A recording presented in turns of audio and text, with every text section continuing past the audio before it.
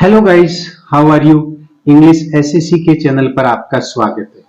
Guys, आज आपके लिए है इंग्लिश में रिक्वेस्ट वाले सेंटेंस जो हम डेली यूज करते हैं। इन सेंटेंस का एक एक वर्ड का मैंने उच्चारण हिंदी में लिखा है तथा साथ में एक एक वर्ड का मैंने हिंदी में मीनिंग लिखा है ताकि आप इसे अच्छे से समझ सके और अपने इंग्लिश में इंप्रूवमेंट कर सके। गाइस, हम इन सेंटेंस के साथ साथ हम इंग्लिश ग्रामर की भी प्रैक्टिस करेंगे ताकि हम इन सेंटेंस को अच्छे से समझ सकें और हम इनको यूज कर सकें। तो चलिए गाइस, मैं सेंटेंस को शुरू करता हूं, तब तक आप मेरे चैनल को सब्सक्राइब कर दीजिए, वीडियो को लाइक कर दीजिए। Now let me start. Request. Request means प्रार्थना यानी निवेदन। जब हम किसी से निवेदन करते हैं, प्रार्थना करते हैं, तो इंग्लिश में उस वर्ड को रिक्वेस्ट कहा जाता है। Would you meet me day after tomorrow. Would क्या, यू आप, मीट मिलोगे, मी मुझे, day after tomorrow. Day after tomorrow का होता है परसों, ठीक है ना। तो इसका हिंदी में हो गया कि क्या आप मुझे परसों मिलोगे। जब तक हमें इंग्लिश ग्रामर का ठीक से यूज करना नहीं आएगा तब तक हम अच्छे से इंग्लिश नहीं सीख पाएंगे। तो गाइज, ये इंटेरोगेटिव सेंटेंस है। इंटेरोगेटिव सेंटेंस होता है वो हमेशा हेल्पिंग वर्ब से शुरू होता है और उसका हिंदी में मतलब होता है क्या, और लास्ट में क्वेश्चन मार्क आता है। तो देखिए, वुड, वुड का मतलब है क्या। Would you meet me day after tomorrow. क्या आप मुझे परसों मिलोगे, यानी ये क्या से शुरू हुआ है, वुड का मतलब यहां क्या है। अब वुड का यूज यानी रिक्वेस्ट के लिए किया जाता है। वुड का, विल का और कुड का।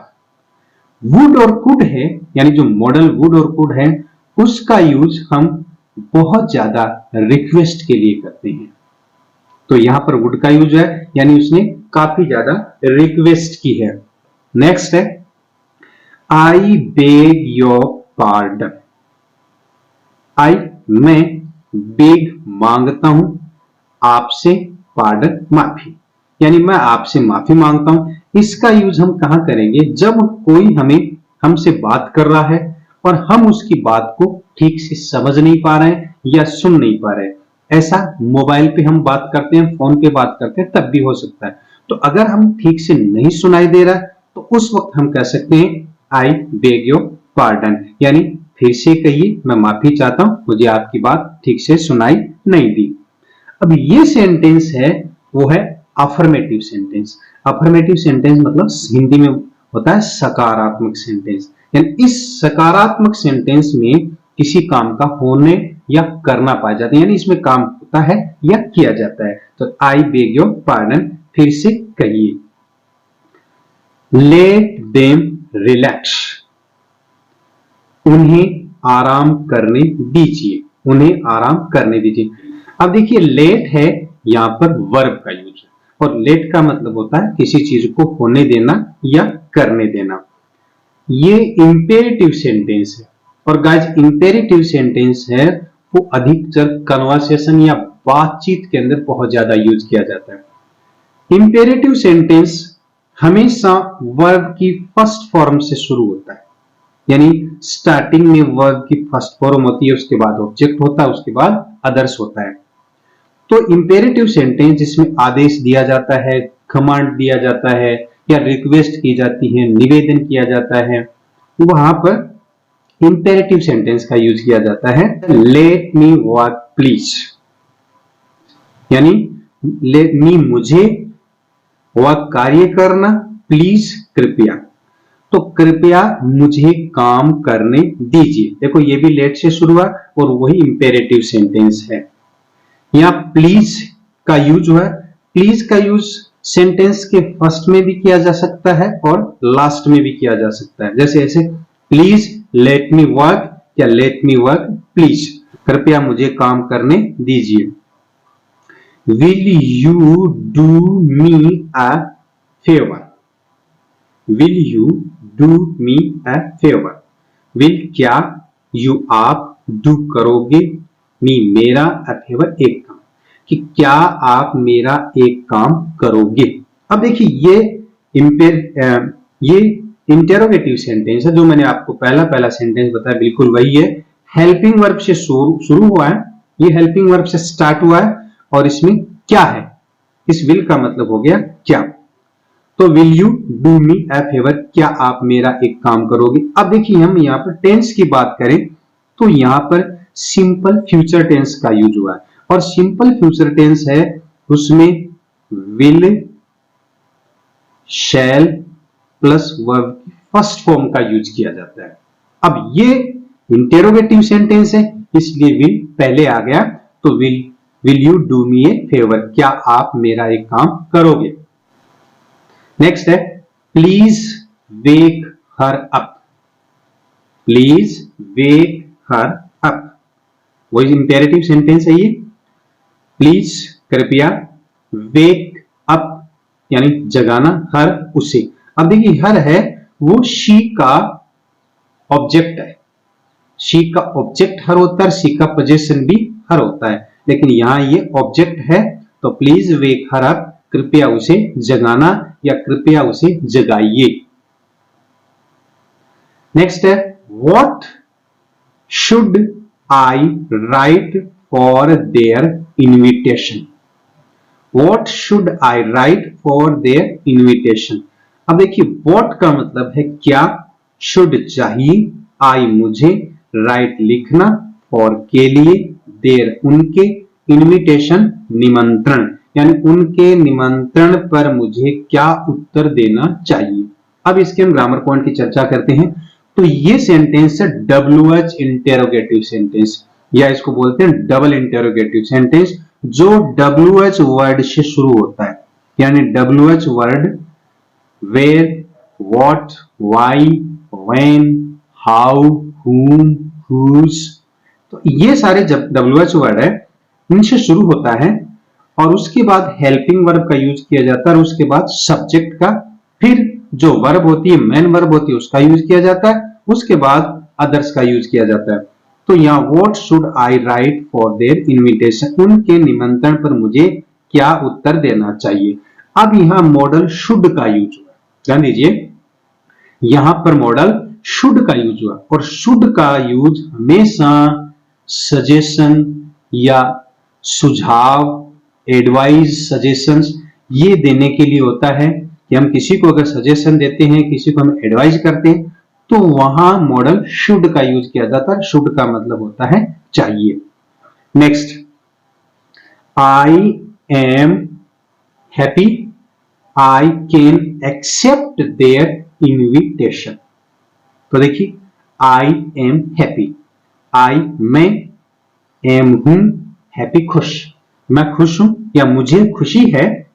आई can accept their invitation, I मैं कैन सकता हूं, एक्सेप्ट स्वीकार करना, एक्सेप्ट देयर उनका, इनविटेशन निमंत्रण, कि मुझे खुशी है मैं उनका निमंत्रण स्वीकार कर सकता हूं। अब देखिए यहां पर कैन का यूज हुआ है, कैन फिर मॉडल है, can capacity, ability, power, permission के लिए यूज किया जाता है। तो यहां पर कैन का यूज है, कैन का मतलब होता है सकता है, हिंदी में सकती है, सकते हैं, जिस सेंटेंस के अंत में आता है, जैसे मैं जा सकता हूं, तुम जा सकते हो, वह जा सकती है। एक्सेप्ट स्वीकार करना, और ध्यान रखिए modal can, could, may, might, should, would, ought, ये जितने भी मस्ट मॉडल है उनके बाद हमेशा वर्ब की फर्स्ट फॉर्म का यूज किया जाता है। तो यहां पर भी वर्ब की फर्स्ट फॉर्म का यूज किया, देखो शुड के साथ ही वर्ब की फर्स्ट फॉर्म का ही यूज हुआ है। तो I can accept their, their है वो दे का पोजेशन है, देयर दे का पोजेशन है, ध्यान दीजिएगा, they subject, them object, their possession.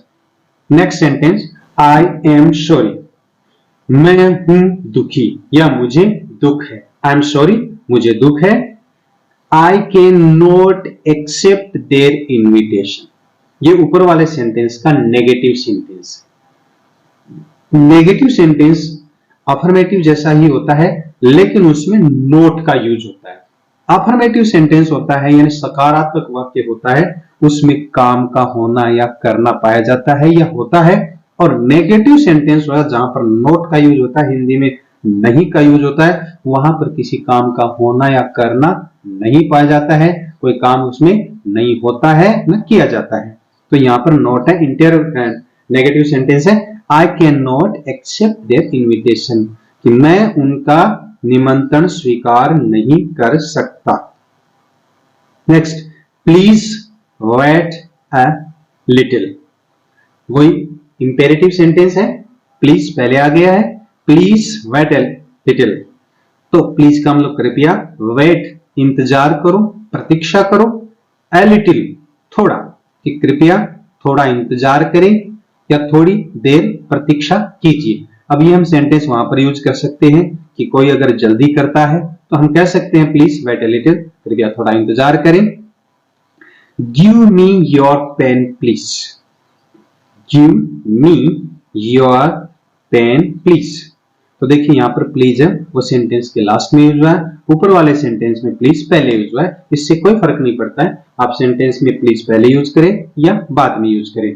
Give me your pen, give देना, मी मुझे, योर तुम्हारा, पेन कलम, कि कृपया अपना कलम देना, कृपया मुझे अपना कलम देना।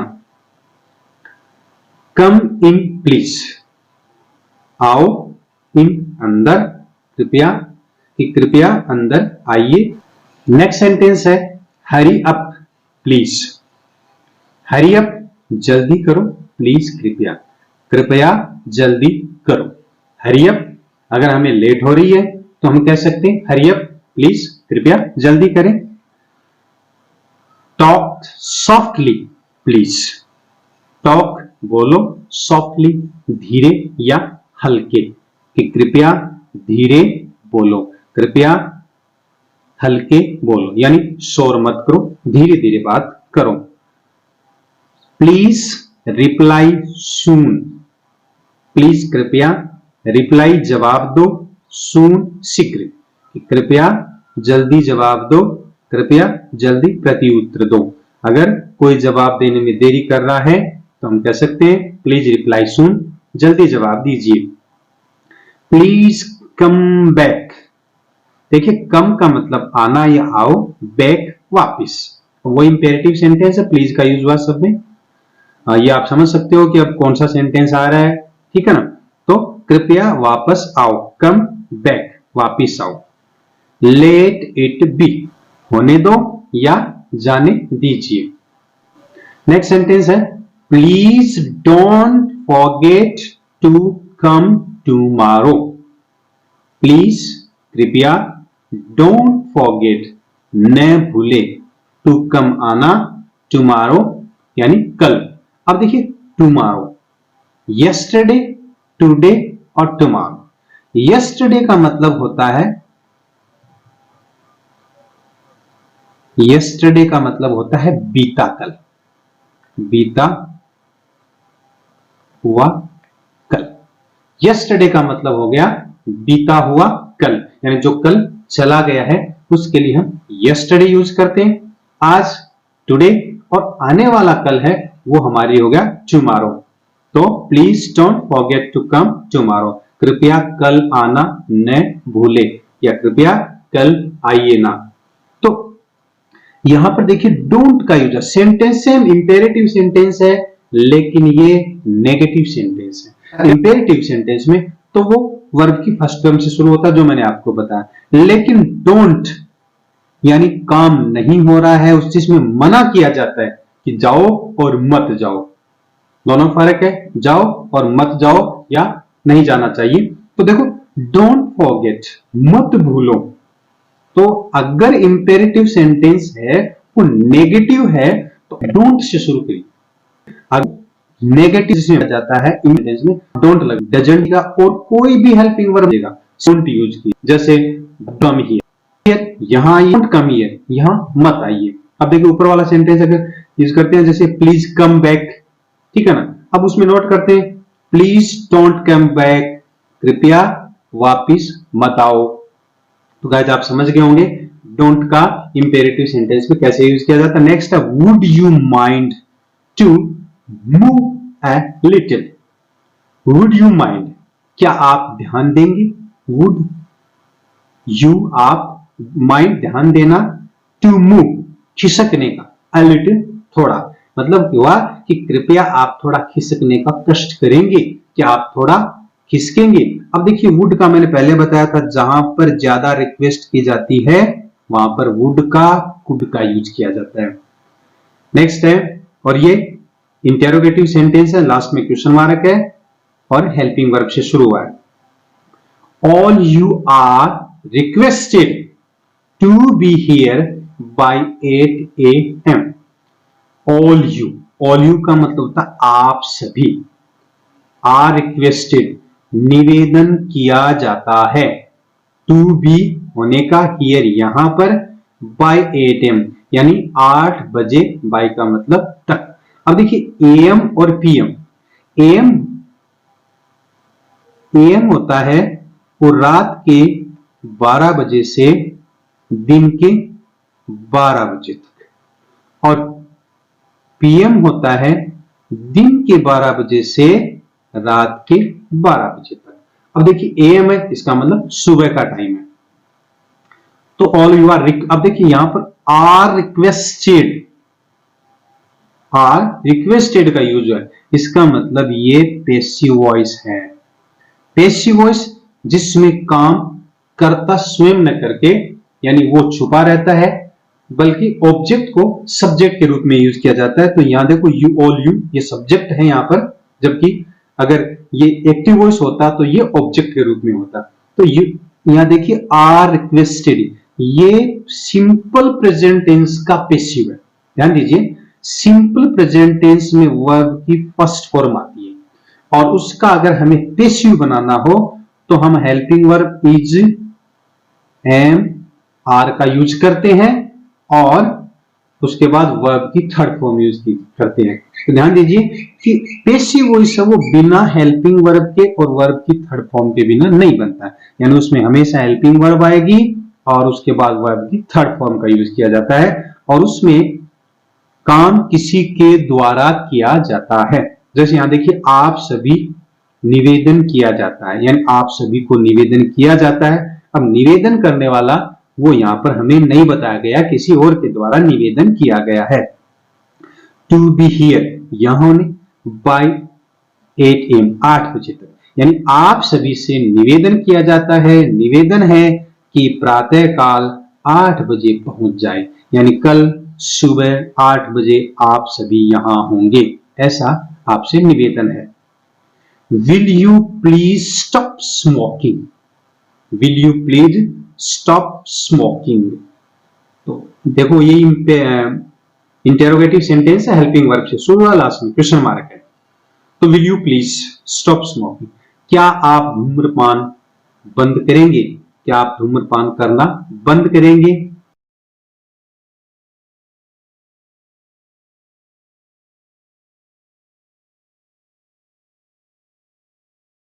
You will not forget to write me, will you? You will not forget to write me, will you? अब देखिए you will not, इसके अंदर टेंस की बात करें तो सिंपल फ्यूचर टेंस का यूज हुआ है, और सिंपल फ्यूचर टेंस का ये नेगेटिव सेंटेंस है, क्योंकि हेल्पिंग वर्ब विल और शैल के तुरंत बाद नॉट का यूज हुआ है, तो इसका मतलब ये नेगेटिव सेंटेंस में काम नहीं हुआ है। देखिए यू विल नॉट फॉरगेट, तुम नहीं भूलोगे, टू राइट मी, मुझे लिखना, कि तुम मुझे लिखना नहीं भूलोगे, विल यू, है ना, है कि आप मुझे पत्र लिखना भूल तो न जाएंगे, कि आप मुझे पत्र लिखना नहीं भूलेंगे, है ना। तो you will not forget to write me, will you. तो गाइस इस तरह से ये रिक्वेस्ट के सेंटेंस है जो हम अपनी डेली लाइफ के अंदर यूज कर सकते हैं। इनको हम अच्छे से याद करके, अच्छे से समझ करके और भी सेंटेंस हम बना सकते हैं। तो गाइस मैं आशा करता हूं कि यह आपको चैप्टर अच्छे से समझ आ गया होगा और आपने इससे कुछ नया सीखा है, तो प्लीज मुझे कमेंट करके बताइए, और मिलते हैं नेक्स्ट वीडियो में। Thank you. जय हिंद, जय भारत।